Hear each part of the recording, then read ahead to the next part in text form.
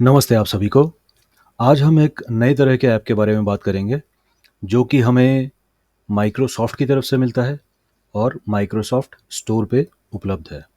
अगर Microsoft store पे कोई ऐप उपलब्ध है तो ये काफ़ी अच्छी बात है।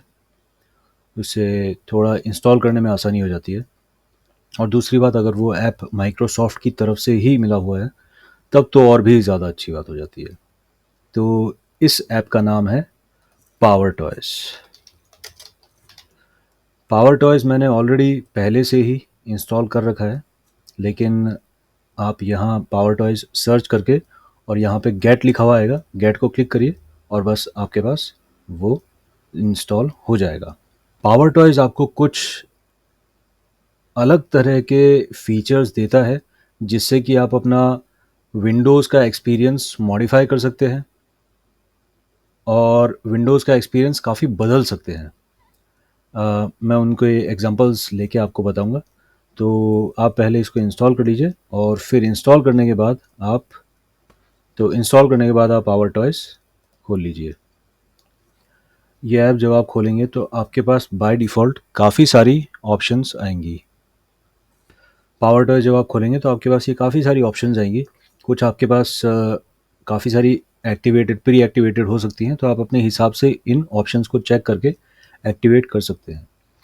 तो इनमें से एक जो सबसे अच्छी जो ऑप्शन है वो है एक शॉर्टकट गाइड। तो आप ये जितने भी जो मॉड्यूल्स हैं, इसमें ये मॉड्यूल्स कहते हैं, तो ये जो फीचर्स जितने भी हैं, इनमें से कोई सा भी मॉड्यूल आप जब एक्टिवेट करते हैं तो उसका एक शॉर्टकट यहाँ पे आपको लिखा हुआ मिल जाएगा। तो जब आप वो शॉर्टकट आप दबाएंगे, वो कीज़ दबाएंगे, तो वो मॉड्यूल चालू हो जाएगा, वो फीचर आपका एक्टिवेट हो जाएगा। जैसे मुझे शॉर्टकट गाइड देखनी है विंडोज़ 11 की, तो मैं कीज़ दबाऊंगा विंडोज़ के साथ शिफ्ट, उसके साथ फॉरवर्ड स्लैश। तो ये दबा के देखते हैं और ये देखिए, तो ये आपका एक शॉर्टकट की जो चीट शीट है वो आपके पास आ गई है।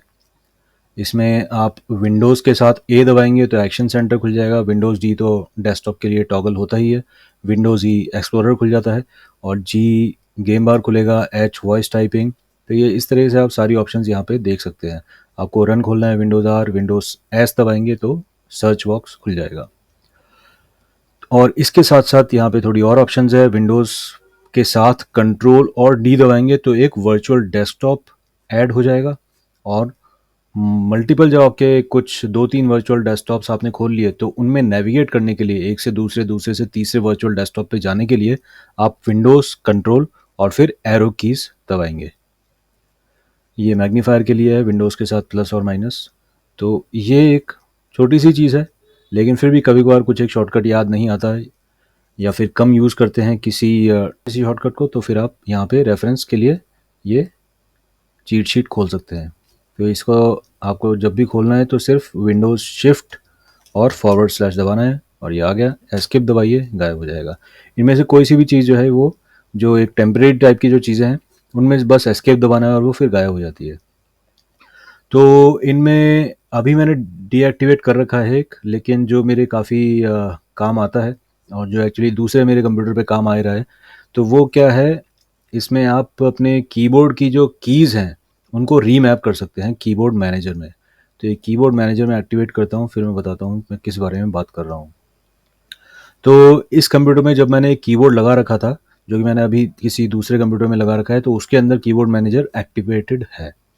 यहाँ पे क्योंकि मैंने कीबोर्ड चेंज कर दिया तो इसको मैंने डीएक्टिवेट कर दिया। तो इसमें शो रीमैपिंग्स पे क्लिक करता हूँ मैं। यहाँ पे ये बता रहा है कि होम को मैंने डिलीट की में बदल दिया, एंड को इंसर्ट में, इंसर्ट को पेज अप में, पेज अप को पेज डाउन में, डिलीट को होम में और पेज डाउन को एंड में। तो एक अलग तरह का कीबोर्ड था, उसका जो डिलीट और होम और ये पेज अप पेज डाउन की जो मैपिंग थी वो मुझे ठीक नहीं लगी। तो मैंने वो कीज़ रीमैप कर दी ताकि मुझे उनको यूज़ करने में आसानी हो। तो ये आपको भी कभी कीबोर्ड के अंदर कुछ कीज़ की रीमैपिंग करनी हो अपने कीबोर्ड पे, तो फिर आप ऐसे कर सकते हैं। तो किसी की रीमैपिंग करनी है तो उसके क्या है, 2 स्टेप होते हैं। जब भी एक की दूसरे की से बदल रही है तो दूसरी की भी पहली वाली की से बदल रही है। तो ये हमेशा 2 स्टेप होंगे किसी की को बदलने के लिए, 2 मैपिंग होगी। तो इसमें अब मैं दिखाता हूँ कैसे। तो ये सारी जो है ये तो ऑलरेडी की हुई है, इसमें एक नई ऐड करते हैं।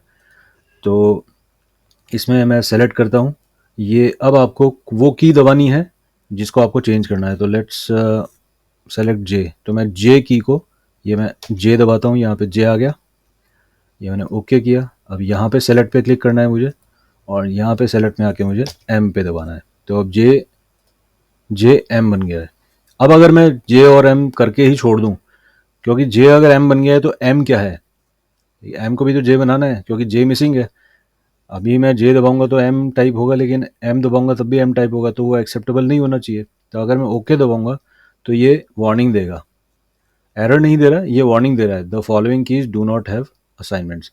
तो ये बता रहा है कि आपने जे को तो एम बना दिया, लेकिन अब आपके पास जे के लिए कोई भी की नहीं बची है। दिस की, जे जो की है उसका कोई असाइनमेंट नहीं है आपके कीबोर्ड पे। तो कंटिन्यू एनीवे नहीं, कैंसिल करते हैं और एक और मैपिंग बनाते हैं, और इसके अंदर मैं एम को जे में बदल देता हूँ। अब मैं ओके करूँगा तो ये वार्निंग नहीं देगा, ये मैंने ओके किया और ठीक है। अब मैं नोटपैड खोलता हूँ, और नोटपैड पे अब मैं, आपको मेरा कीबोर्ड दिख नहीं रहा, लेकिन आपको मेरी बात माननी पड़ेगी। आप भी अपने कंप्यूटर पे ट्राई करिए तो आपको ये यही रिजल्ट मिलेंगे। मैं जे दबा रहा हूँ, एम दब रहा है, और एम दबा रहा हूँ तो जे। अब भी ये मैं एम दबाऊँगा, ये जे, और ये एम, ओके जे एम दबाया, ठीक है।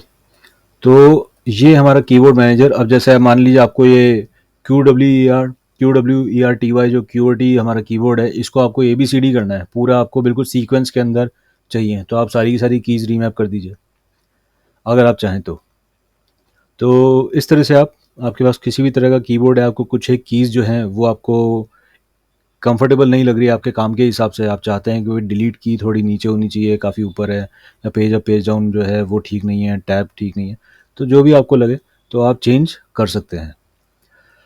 ओके, तो इसके अलावा एक फाइंड माय माउस, तो ये मुझे बस कंट्रोल की 2 बार दबानी है और ये इस तरह से मेरे माउस को हाईलाइट कर देता है। इतना कुछ नहीं है, लेकिन फिर भी थोड़ा कभी कभार काम आ ही जाता है ये वाला फीचर। कलर पिकर ये मैंने इसलिए कर रखा है क्योंकि मैं प्रोग्रामिंग करता हूँ, मैं फ्रंट एंड अगर डिज़ाइन कर रहा हूँ, या आप अगर आर्टिस्ट हैं, आपको कोई कलर जो है चूज़ करना है, तो उसका आपको कलर का हेक्स कोड चाहिए, हेक्सागोनल कोड। तो हर कोड का अलग अलग कोड होते हैं, तो हर कलर के अलग अलग कोड होते हैं, RGB वैल्यू होती है और एक हेक्स वैल्यू भी होती है। तो हेक्स वैल्यू ये बताता है, तो मैं ट्राई करके बताता हूँ। विंडोज शिफ्ट सी दबाया मैंने, तो ये इस ग्रे कलर का, क्योंकि ये छोटा सा जो बॉक्स आ रहा है यहाँ पे, इसके अंदर बता भी रहा है कि ये कलर जो है इसका प्रीव्यू दिखा रहा है। मैं ऊपर जाऊंगा तो ये कलर बॉक्स के अंदर चेंज हो गया। इसको एक बार मूव करता हूँ नीचे, और फिर आपको और अच्छे से कलर के बारे में, विंडोज़ शिफ्ट और सी कलर पिकर के लिए। अब मैं नीचे नीले पे जाऊंगा ऊपर, तो ये नीला, अब हल्का नीला तो हल्का नीला, तो ये उसका हेक्स कोड बता रहा है। तो ये इस तरीके से आप, अब मुझे रिसाइकल बिन का जो कलर है, ये जो एरोज हैं इनका कलर चाहिए, तो ये इनका कलर बताएगा, डार्क वाला है तो उसका कलर बता रहा है। तो ये जो है इसका ये फ़ायदा होता है। तो इसमें आप जब भी कोई इस तरह की चीज़ है वो एक्टिवेटेड है, एस्केप दबाइए और फिर वो डीएक्टिवेट हो जाएगा, वो हट जाएगा, मतलब डीएक्टिवेट तो नहीं, डीएक्टिवेट तो यहाँ से हो जाएगा, लेकिन उसको वापस एक्टिवेट कर लीजिए। लेकिन अगर वो एक्टिव है तो आप उसको बंद करना है, उसको उस वक्त बंद करने के लिए एस्केप दबा दीजिए। तो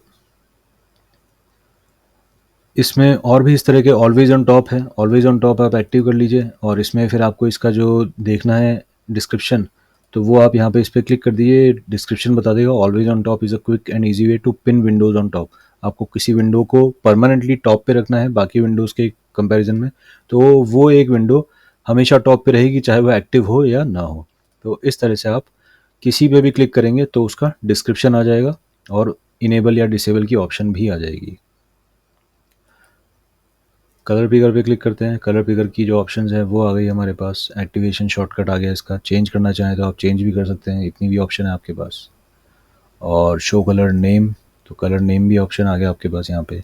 hex value, RGB value, HSL, HSV, ह्यू, सैचुरेशन, तो इस तरह की जो चीज़ें हैं ये आपको यहाँ पे ऑप्शंस मिल जाएगी कि आपको कौन सी वैल्यू देखनी है। यहाँ पे हेक्स वैल्यू ही दिखा रहा है क्योंकि हेक्स वैल्यू हमने सेलेक्ट कर रखी है, लेकिन अगर हम और कोई वैल्यू भी सेलेक्ट करेंगे तो वो मिल जाएगी हमें। अब हम वापस से डैशबोर्ड में जाते हैं।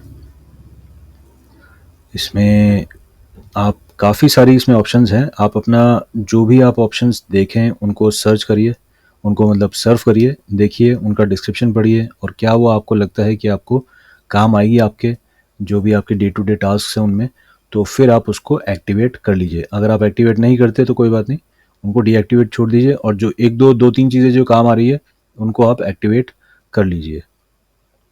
तो जैसे पावर रीनेम है, ये बड़ा काम का आता है। इसमें क्या है, पावर रीनेम के अंदर आप काफ़ी सारी मल्टीपल फाइल्स को बल्क रीनेम कर सकते हैं, रिप्लेस कर सकते हैं। तो इस तरह से काफ़ी जो है ये काम आता है। अगर आपका इस तरह का काम है जिसमें आपको ये ज़रूरत पड़ती है, जैसे स्क्रीन रूलर है, अगर आपको किसी विंडो की साइज़ जाननी है पिक्सल्स के अंदर, तो उसमें आप फिर ये स्क्रीन रूलर चालू कर सकते हैं। अब ये एक्टिवेटेड है ये, अब इसको बस आपको कभी यूज़ करना है तो उसका शॉर्टकट है विंडो शिफ्ट एम।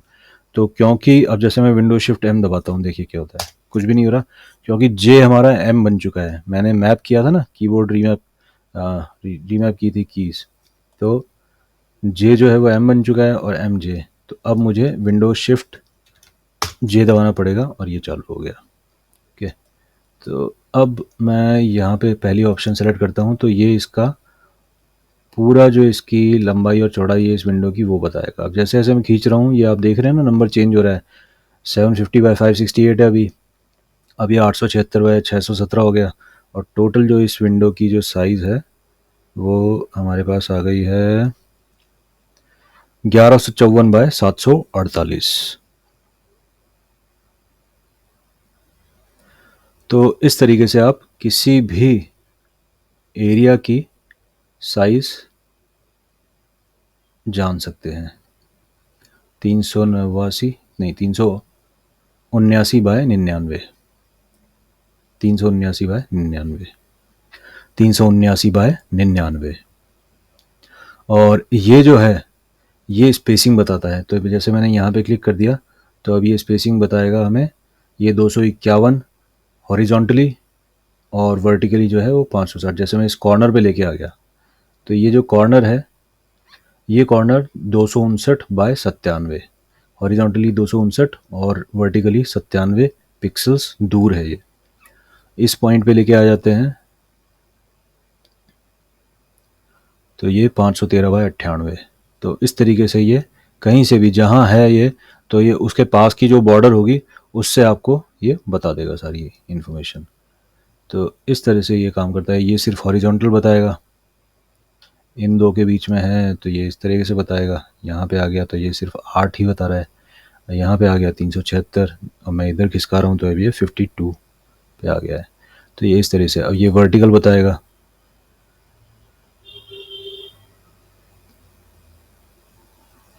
ये देखिए 82। और ये अगर टेक्स्ट के ऊपर देखना है तो 57 और ये कैपिटल है सी तो ये 54।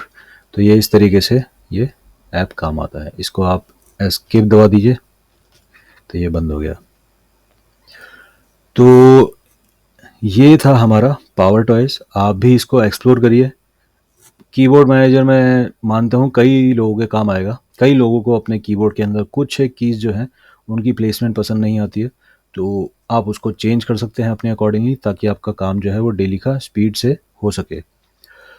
और इसके अलावा और जो आपके यहाँ पे दिख रहे हैं मॉड्यूल्स जो अभी डिसेबल्ड है मेरे यहाँ पे, आप उनको भी एक्सप्लोर करिए और जो आपको अपने काम का लगे उनके साथ एक्सपेरिमेंट करिए, थोड़ा खेल लीजिए इनके साथ।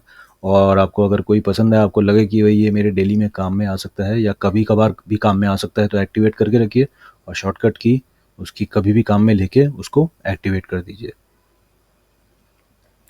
और जब काम में नहीं आ रहा हो तो कोई दिक्कत नहीं है, वो बस आपका कभी भी काम आने लायक स्थिति में है अगर वो यहाँ पे एक्टिवेटेड है। तो जो कीबोर्ड मैनेजर है वो अगर एक्टिवेटेड है तो आपको उसमें कोई ऐसी, अब यहाँ पे जैसे कोई शॉर्टकट की है नहीं ना, तो ये हमेशा परमानेंटली एक्टिवेटेड है। लेकिन कुछ एक चीज़ें फीचर्स है जो कि ऑन डिमांड काम आते हैं, तो उसमें इन्होंने शॉर्टकट की दे रखी है। लेकिन कीबोर्ड मैनेजर में कोई शॉर्टकट की नहीं है क्योंकि ये परमानेंट वाली चीज़ है, तो ये बस एक्टिवेट रहनी चाहिए। तो आपकी की मैपिंग चलती रहेगी। अगर मैं इसको डीएक्टिवेट कर दूंगा, ये डीएक्टिवेट किया मैंने, तो अब ये जो है जे ही है मेरा और एम ही है, ठीक है। तो वो बस उसको डीएक्टिवेट करना था और वो चीज़ें ख़त्म हो गई। तो क्योंकि ये मेरा कीबोर्ड सही है, इसके साथ मैं कंफर्टेबल हूँ, तो मुझे उन कीज़ की मैपिंग्स की ज़रूरत नहीं है जो मैंने पहले इसमें सेट कर रखी थी। तो आप भी पावर टॉयज़ अपने विंडोज़ सिस्टम पे इंस्टॉल करिए और इसके फ़ीचर्स एक्सप्लोर करिए। मुझे बताइए आपको कौन-कौन से फ़ीचर्स अपने काम में अच्छे लगे कि आपके डेली के काम में आ सकें, और उन फ़ीचर्स में आपने क्या मॉडिफ़िकेशन किए, आपने कुछ कोई कस्टमाइज़ेशन किए, या आपने क्या उसके अंदर नई चीज़ पाई, या कौन से काम के अंदर आपको क्या लगता है कौन-सा मॉड्यूल काम आता है। और तो आपके क्या है एक्सपीरियंस से दूसरे लोगों को भी थोड़ी गाइडेंस मिलेगी। तो आज की वीडियो में बस इतना ही दोस्तों। आपने अपना महत्वपूर्ण समय दिया, उसके लिए बहुत बहुत धन्यवाद। आपका दिन शुभ रहे।